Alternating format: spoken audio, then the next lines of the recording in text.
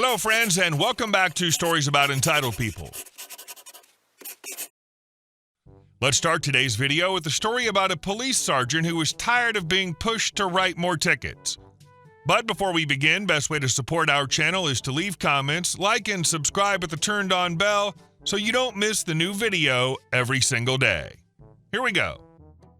When following orders too well backfires on the boss. Years ago, I worked for a suburban police department. Not tiny, not huge, just your standard mid-sized town for my state.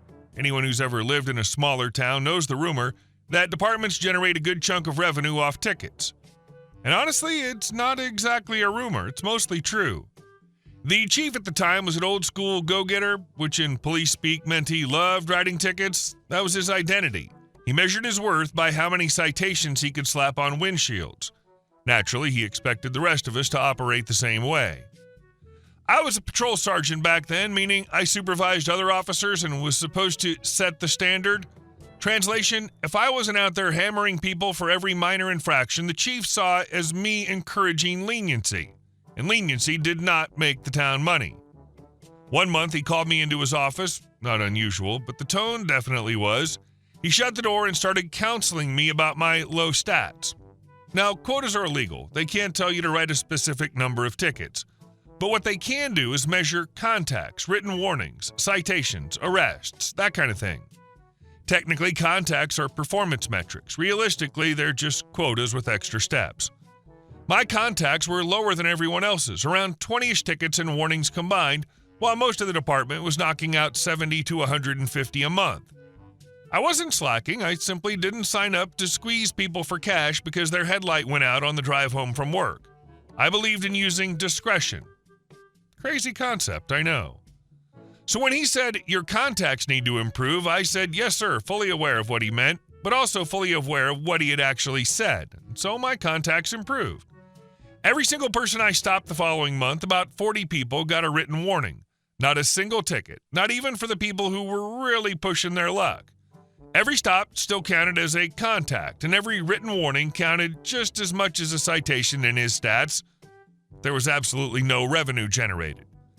The next month, after the glorious wall of shame, a bulletin board where monthly stats were posted for everyone to compare, the chief called me back into his office. He looked at the paper in his hand like it was personally insulting him. You wrote 40 warnings last month and 0 tickets, he growled. Yes, sir, that sounds right. And none of those deserved a ticket? I kept my voice completely neutral. I used officer discretion. In my judgment, none of them needed one. He stared at me for a long moment, and I could practically see the vein in his forehead trying to pop out. I know the game you're playing. I'm not playing a game, I said. You told me to improve my contacts. Are they or are they not improved compared to the previous month? He threw the paper on the desk. Oh, they're improved all right, you smart butt. That was the end of the conversation. And that was the last time, the absolute last time, anyone bothered me about stats, contacts, quotas that aren't quotes, or anything even remotely related to writing more tickets. Turns out when you follow orders exactly as stated, supervisors suddenly get very careful about the orders they give you. Yeah, that's the kind of thing that happens when you take a bad order way too literally. The man wanted stats, so you delivered stats. He wanted activity, so you delivered activity. What he didn't get was money, and suddenly he discovered that maybe contacts weren't the holy grail he thought they were. How my garden broke the HOA president.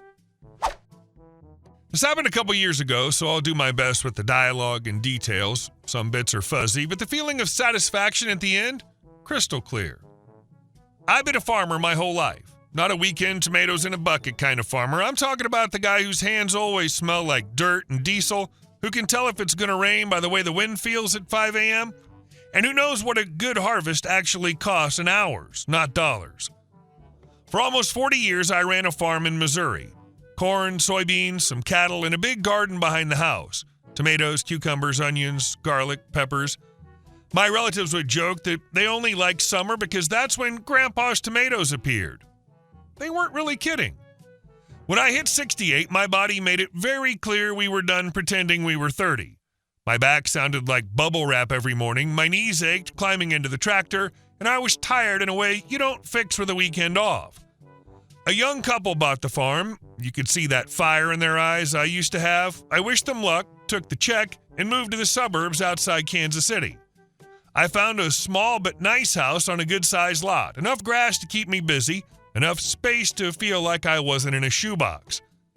My new life looked like a retirement commercial. Coffee on the porch in the morning, fishing with a couple of old buddies at the lake, tinkering in the garage at night. But I can't live without dirt under my fingernails, so I built some raised beds in the yard. Not some chaotic patch of weeds either. Clean wooden boxes, mulch, drip irrigation, everything squared and neat. Tomatoes, cucumbers, green onions, garlic, sweet peppers, a few jalapenos for personality. I didn't sell anything. It was for me, my kids, my grandkids, and the neighbors who'd wander over to chat and leave with a bag of produce. Now here's where the fun begins. My street sits right on the border of two neighborhoods. My house is on the old side, no HOA, no monthly dues, just city rules and common sense. On the other side of the road is Willow Creek Estates, one of those shiny developments with a big stone entrance, fancy sign, and a homeowners association that really, really loves the word standards. On paper and legally, I have nothing to do with them. I didn't sign anything. I don't pay them. My lot isn't included in their documents. I honestly thought that was a blessing. Good, I figured. They can argue about mailbox colors over there, and I'll plant tomatoes over here. That worked, right up until the time Karen showed up in my yard. I actually heard her before I saw her. I was out there tying up my tomatoes, minding my own business, when a voice at the edge of my property nearly made me drop my pruning shears. What is this disaster? I look up. There she is. Late 50s, hair sprayed into place so hard it probably clicks when she blinks, polo shirt with the HOA logo on it, and a clipboard clamped in her hand like it's a weapon. Face of someone who doesn't come to talk, only to issue orders. Good morning, I say. Can I help you with something? This is a violation of Willow Creek Estates guidelines, she snaps. No greeting, no nothing. Vegetable gardens are prohibited in front and side yards. This looks like a farm. We are a community that values curb appeal.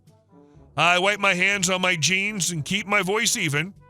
Ma'am, this is my yard, and I'm not part of your HOA. She draws herself up like she's about to address Congress. I'm the president of the HOA, Karen Gilmore, and you're ruining the appearance of our neighborhood. I'm demanding you remove all of this. If you don't, fines will begin accruing daily. What got me wasn't her tone. I've sold grain in bad years. I've seen grown men scream at each other over 5 cents a bushel. I've dealt with worse. What floored me was how completely she ignored reality. Miss Karen, I say slowly, the way you talk when you're trying not to swear, you don't have any authority over my property. My lot is not part of Willow Creek Estates. You have a nice day now. And I turned back to my plans. She kept yelling for a bit, then stormed off, heels smacking the pavement like I'd personally insulted the American flag. 3 days later, there's a notice of violation in my mailbox. Then another. Then a final warning with talk of daily fines, legal action, and lien procedures. At first, I honestly thought it was a mistake. Some board management company worker clicking the wrong address, so I called the number on the letter. Nice girl on the phone, very polite. Said she'd look into it. Nothing changed. Instead, Karen started showing up at my property line regularly. She'd stand there filming my garden like it was a crime scene, muttering loudly about non-compliant landscaping for whatever invisible audience watched her videos. Sometimes she brought a guy with the tape measure. I'm not kidding. They'd measure my raised beds like I was going to open an illegal tomato factory. So I put up 2 cameras, one on the beds, one on the property line. I don't like conflict, but I do love having proof. And then came the day I stopped laughing. One morning I went fishing. Left early, sun barely up, coffee in a thermos. Felt good. When I came back a few hours later and pulled into my driveway, my stomach dropped. Mulch was everywhere. Tomato cages bent, cucumber vines chopped and shredded, drip lines ripped out like someone had gone to war with my beds. Not oops, wrong weed eater damage, deliberate, targeted. I went inside without touching anything, sat down at the kitchen table and pulled up the camera feed. What I saw made my blood go cold in that calm, old farmer way. Not yelling anger, the quiet kind, the dangerous kind. A pickup from one of the HOA's landscaping contractors pulls partially into my yard. A guy gets out with equipment. Behind him, Karen, in full presidential mode, pointing and waving like a general on a battlefield. She walks right onto my property, gestures at my beds, and the guy starts weed whacking and ripping things up. At one point, she actually grabs one of my tomato plants and yanks it out herself.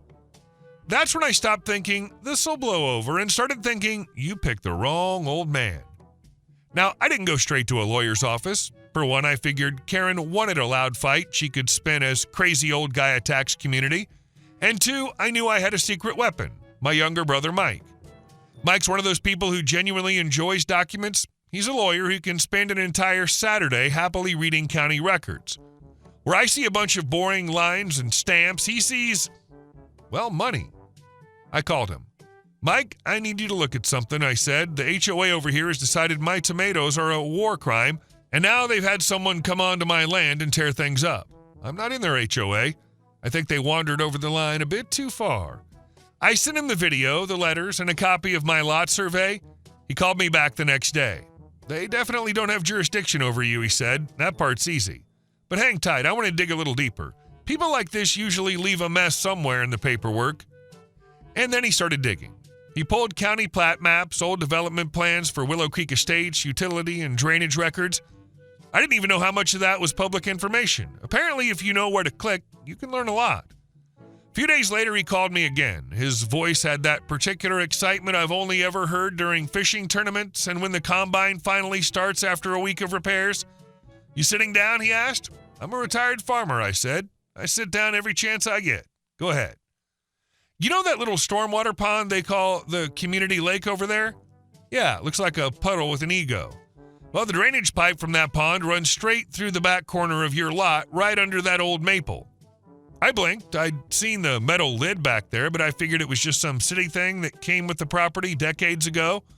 Okay, I said. And, he continued, there's no recorded easement. None.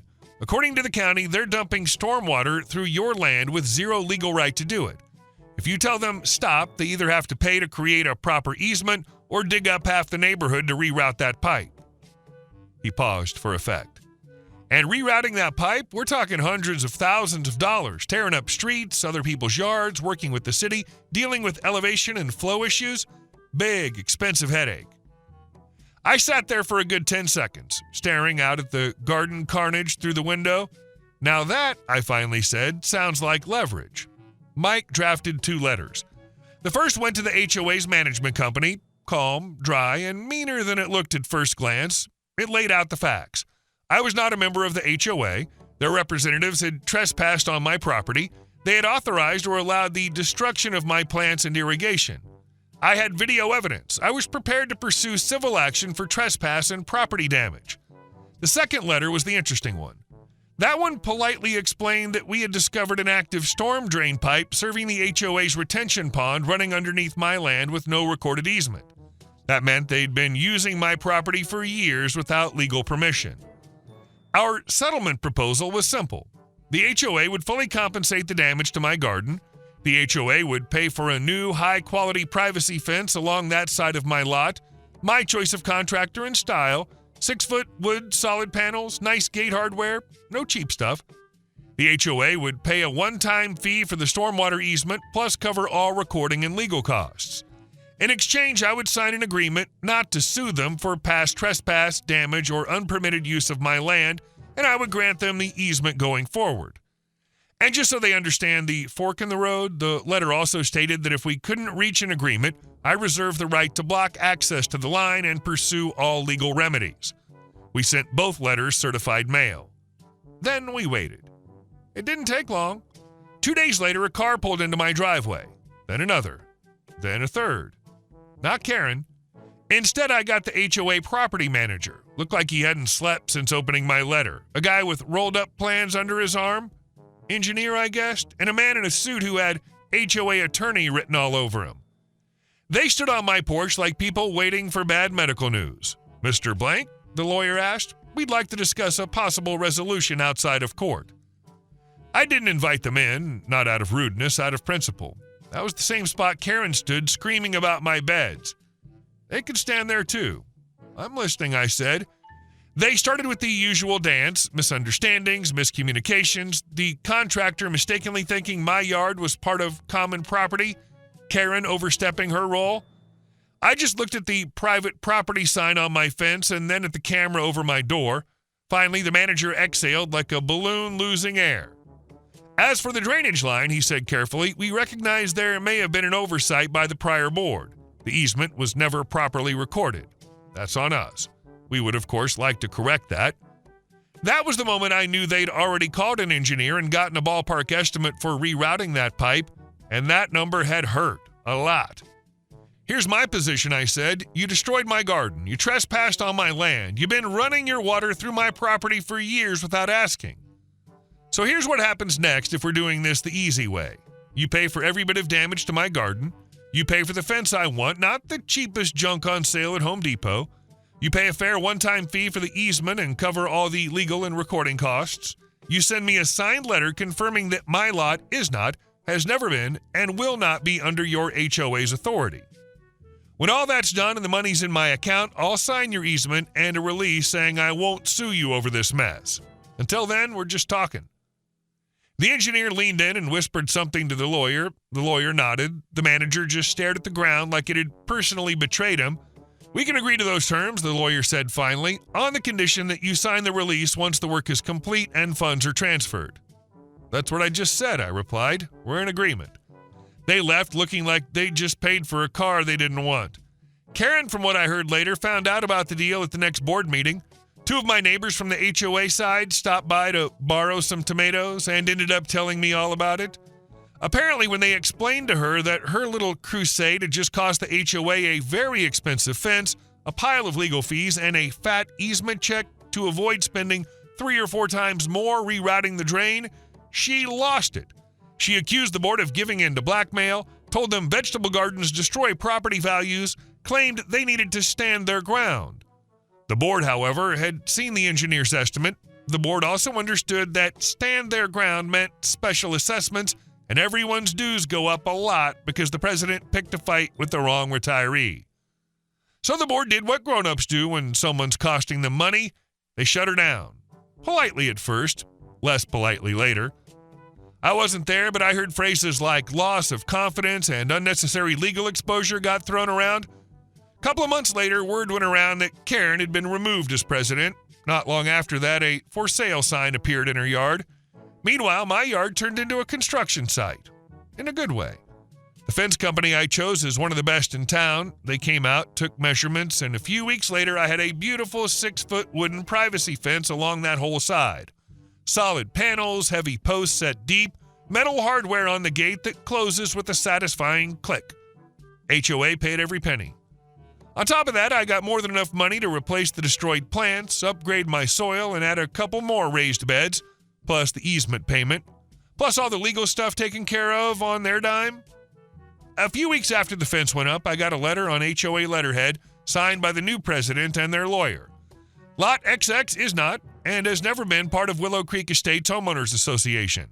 Our association has no authority over this property and will not attempt to enforce covenants or guidelines upon it. I framed that letter and hung it in the garage.